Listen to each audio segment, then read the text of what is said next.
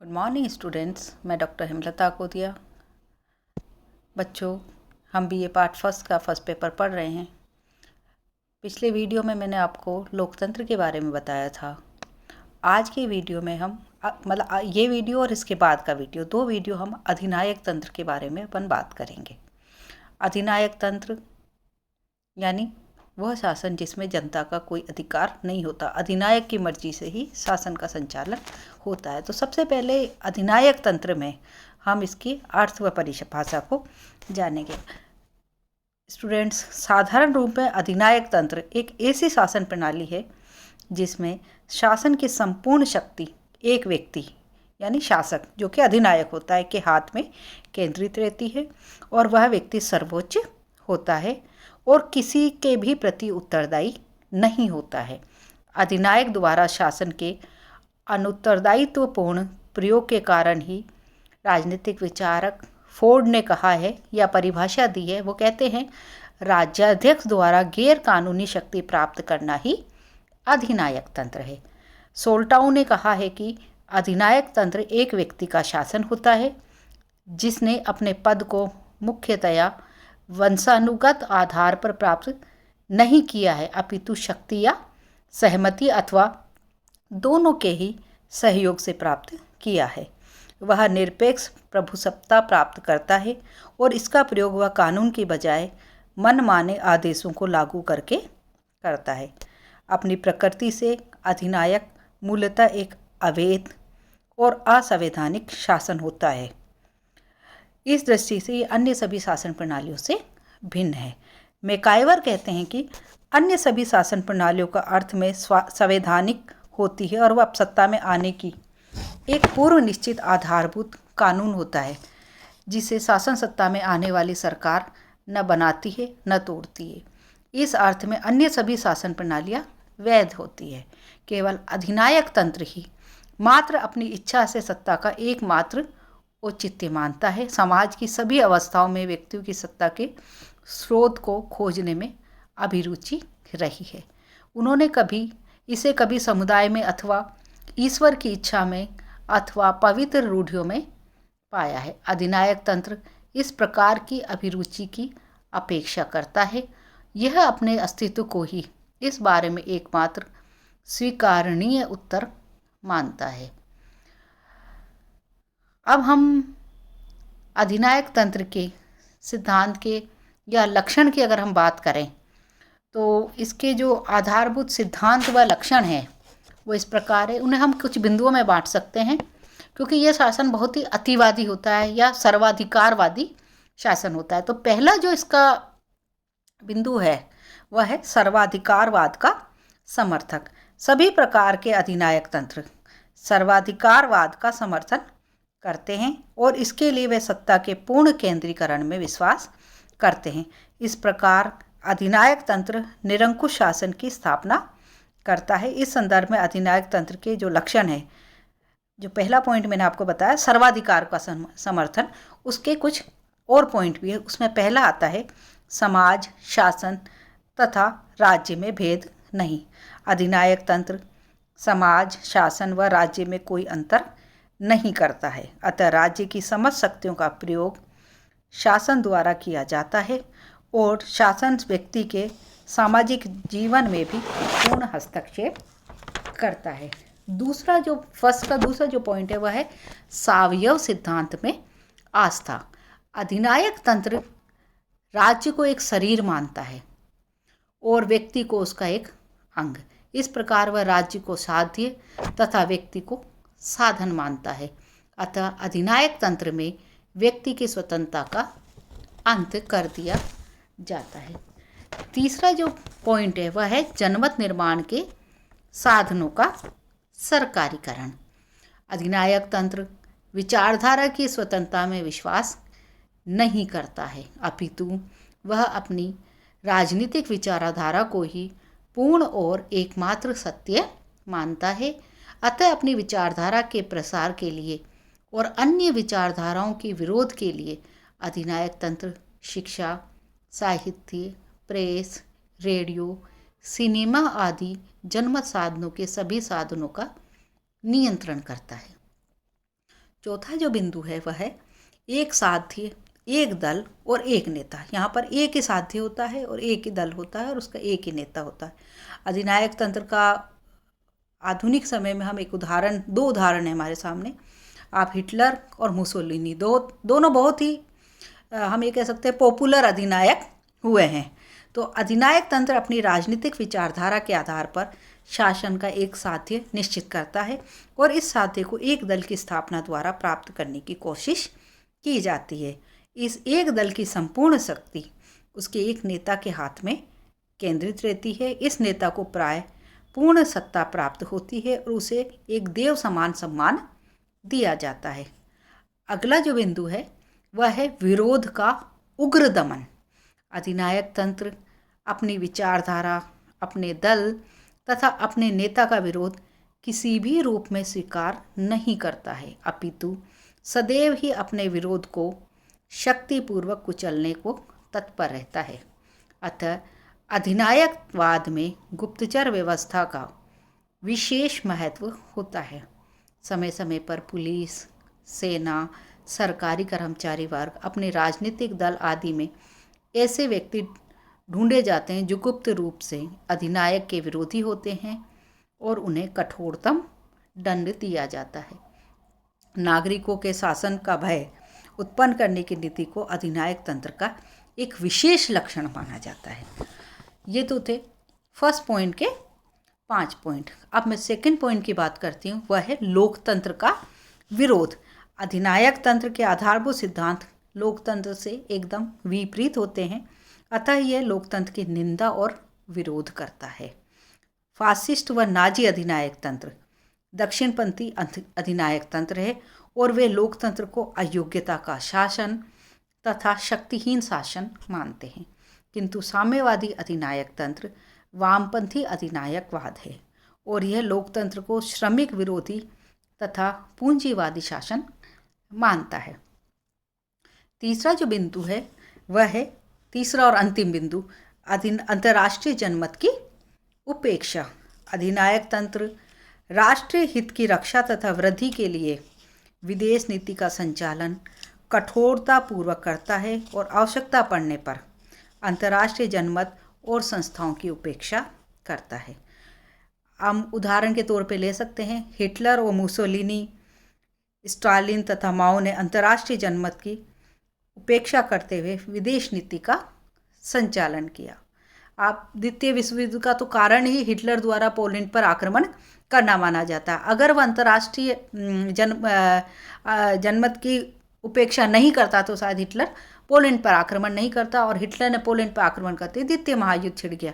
तो हम सबसे बड़ा उदाहरण तो हिटलर को हम मान सकते हैं और इसके बारे में आप सभी पूर्व में भी जानते हैं। जो बच्चे इतिहास पढ़ते हैं वो तो इसको बहुत ही अच्छे से जानते हैं।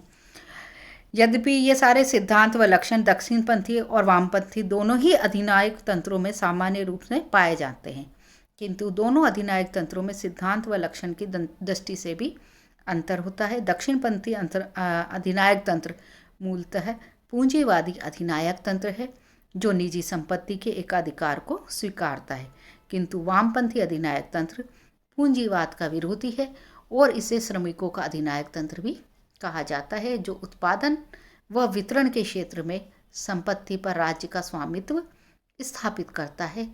वामपंथी अधिनायक तंत्र की तुलना में दक्षिणपंथी अधिनायक तंत्र अधिक राष्ट्रवादी, युद्धप्रिय तथा विस्तारवादी है।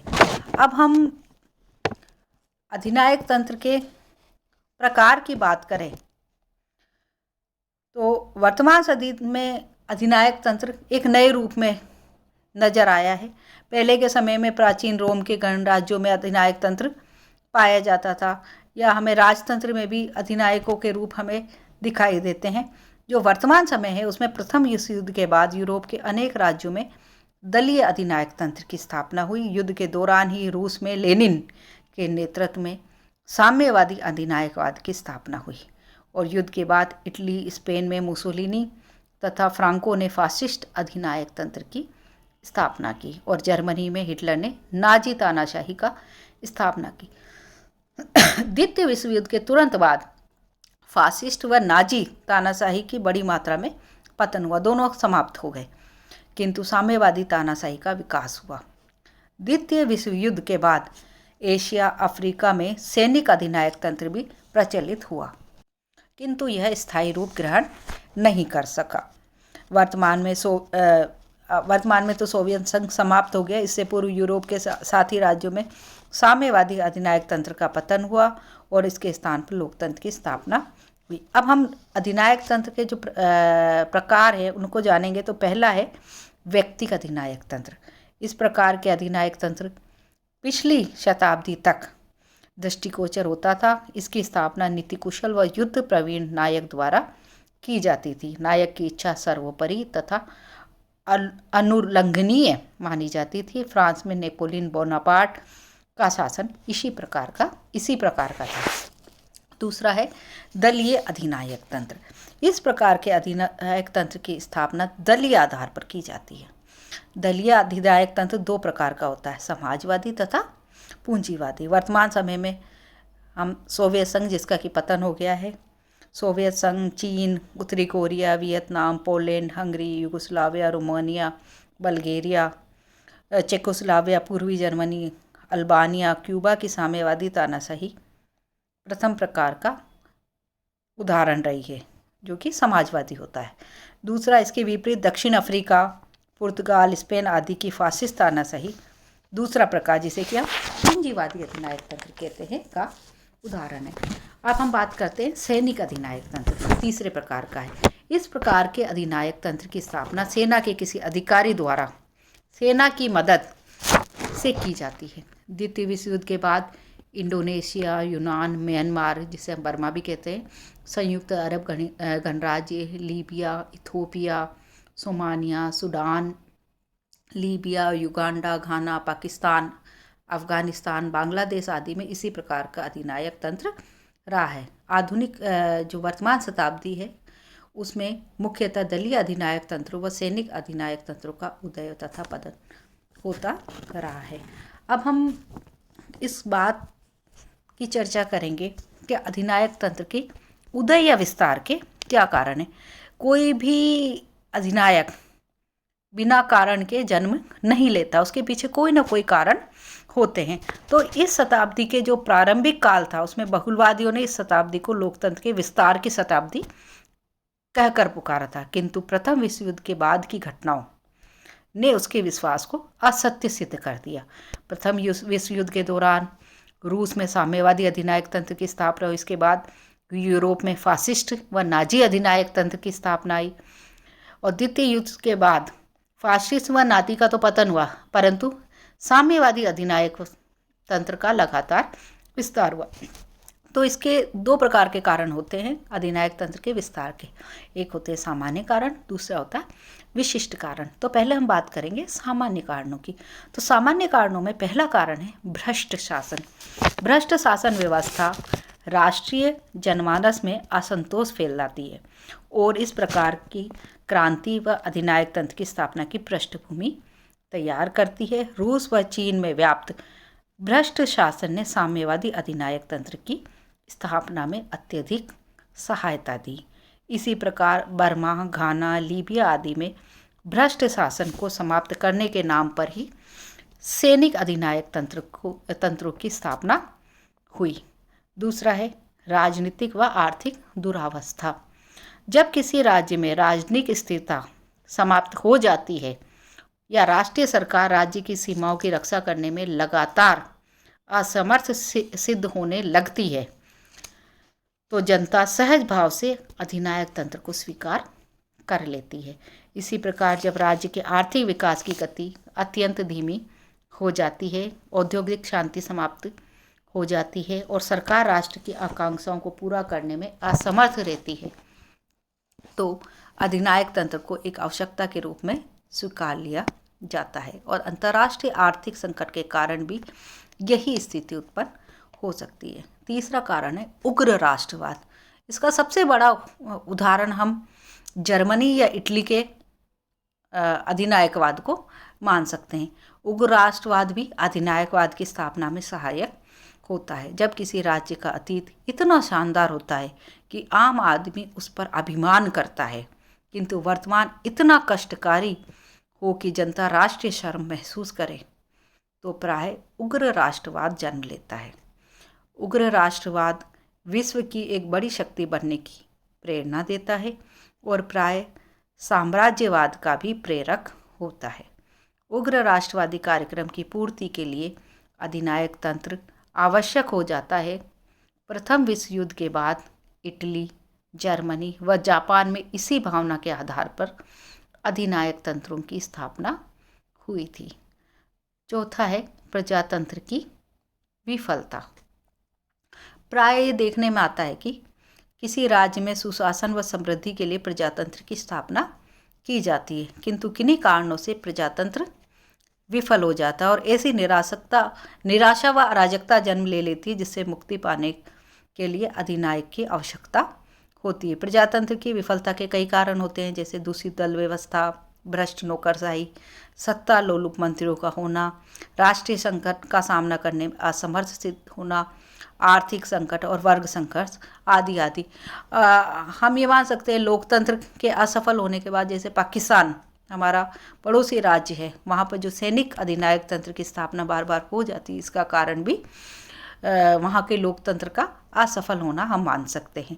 अब कुछ विशिष्ट कारण होते हैं, जैसे पहला है प्रथम विश्व युद्ध के पश्चात कुछ कारण रहे थे जिनकी की वजह से अधिनायक तंत्र ने जन्म लिया। वो इस प्रकार है, जैसे प्रथम विश्व युद्ध के दौरान रूस में साम्यवादी अधिनायक तंत्र की स्थापना हुई। इस अधिनायक तंत्र की स्थापना में मूलतः राष्ट्रीय संकट के दौरान हुई आंतरिक कुशासन, अव्यवस्था व अंतर्राष्ट्रीय युद्ध के कारण उत्पन्न हुआ था। प्रथम विश्व युद्ध के पश्चात मैंने आपको पहले भी बताया है, इटली, जर्मनी, स्पेन आदि यूरोपीय राज्यों में फासिस्ट अधिनायक तंत्र की स्थापना हुई। इटली प्रथम विश्व युद्ध के विजय होने के बावजूद उसके लाभों से वंचित रहा और वहाँ उग्र राष्ट्रवाद का जन्म होता है। इसके अतिरिक्त युद्ध के बाद की जटिल समस्याओं को हल करने में वहाँ की लोकतांत्रिक शासन प्रणाली पूर्णतः असफल सिद्ध हुई और इस प्रकार इटली में अधिनायक तंत्र की स्थापना हुई। जर्मनी में वार्साई की संधि को राष्ट्रीय शर्म की संधि माना गया और सन 1929 ईस्वी के विश्वव्यापी आर्थिक संकट ने जर्मनी में नव लोकतंत्र को लड़खड़ा दिया और हिटलर ने राष्ट्रीय स्वाभिमान व गौरव की पुनः प्राप्ति के नाम पर नाजी अधिनायक तंत्र की स्थापना की। विश्वव्यापी आर्थिक संकट ने स्पेन में गृह युद्ध को जन्म दिया और जिसका अंत फासिस्ट अधिनायक तंत्र की स्थापना से हुआ। प्रथम विश्व युद्ध के बाद यूरोप में अनेक नए राष्ट्रीय व लोकतांत्रिक राज्यों की स्थापना की गई, किंतु ये राज्य राजनीतिक, आर्थिक व सैनिक दृष्टि से अत्यंत कमजोर थे और इन राज्यों की दुरावस्था का लाभ उठाकर इटली व जर्मनी ने अपना विस्तार किया और इस प्रकार प्राय संपूर्ण यूरोप अधिनायक तंत्र की चपेट में आ गया। राष्ट्रसंघ की निष्क्रियता ने भी अधिनायक तंत्र के विस्तार में सहायता दी। दूसरा जो कारण है वह है द्वितीय विश्व युद्ध के पश्चात के। द्वितीय विश्व युद्ध के बाद इटली, जर्मनी व जापान की पराजय हुई और इस कारण एक बड़ी मात्रा में फासिस्ट अधिनायक तंत्र समाप्त हो गया। यद्यपि इसके बाद भी जो स्पेन है, दक्षिण अफ्रीका व पुर्तगाल में फासिस्ट अधिनायकवाद मौजूद रहा, किंतु वह अतीत के समान मजबूत और विस्तारशील नहीं रहा और अंत में धीरे धीरे वह समाप्त हो गया। लेकिन द्वितीय विश्व युद्ध के बाद जो साम्यवादी अधिनायक तंत्र का लगातार विस्तार हुआ, इसके विस्तार के जो कारण रहे, जैसे पहला है युद्ध में सोवियत संघ की विजय।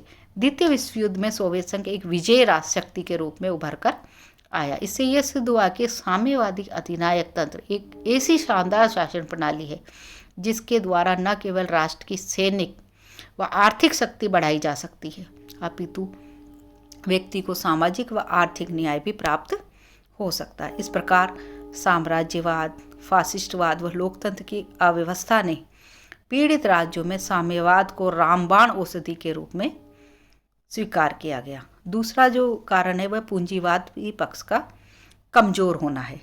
यद्यपि द्वितीय विश्व युद्ध में ब्रिटेन, फ्रांस, अमेरिका की विजय हुई, किंतु अब पूंजीवादी पक्ष पहले के समान शक्तिशाली नहीं रहा। विश्व युद्ध के बाद यूरोप में सामाजिक विघटन, राजनीतिक अस्थिरता व आर्थिक संकट का ऐसा दौर चला कि सर्वत्र लोकतंत्र को गंभीर संकटों का सामना करना पड़ा। मैंने आपको पहले भी बताया कि 1930 का जो आर्थिक संकट, आर्थिक मंदी थी, जो इसका बहुत बड़ा कारण भी रही थी। द्वितीय विश्व के बाद की संपूर्ण संकटपूर्ण स्थिति में ही चीन व उत्तर कोरिया में साम्यवादी अधिनायक तंत्र की स्थापना हुई। कुछ समय बाद साम्राज्यवाद शोषण के कारण उत्तरी वियतनाम में भी इसी प्रकार के अधिनायक तंत्र की स्थापना हुई। तीसरा जो कारण है वह है पूंजीवादी शोषण। राष्ट्रीय व अंतर्राष्ट्रीय स्तर पर पूंजीवादी शोषण साम्यवादी अधिनायक तंत्रों के लिए एक पृष्ठभूमि तैयार कर रहा था।